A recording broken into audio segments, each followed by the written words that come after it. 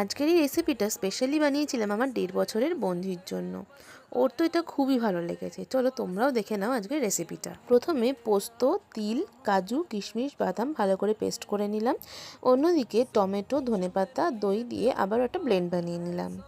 এরপরে প্যানেতে অল্প একটু অয়েল ব্রাশ করে পনিরগুলো একটু ভেজে রাখবো, আর তারপরে টমেটো ক্যাপসিকামের মধ্যে পরিমাণ মতো নুন দিয়ে ভালো করে এটা সিদ্ধ করে নেব। এরপর হাফ চামচ মতন ঘিতে সাদা জিরে ফোড়ন দিয়ে তার মধ্যে আদা বাটা ও আগে থেকে করে রাখা যে পেস্টগুলো সেইগুলো দিয়ে ভালো করে নাড়াচাড়া করতে হবে কিছুক্ষণ।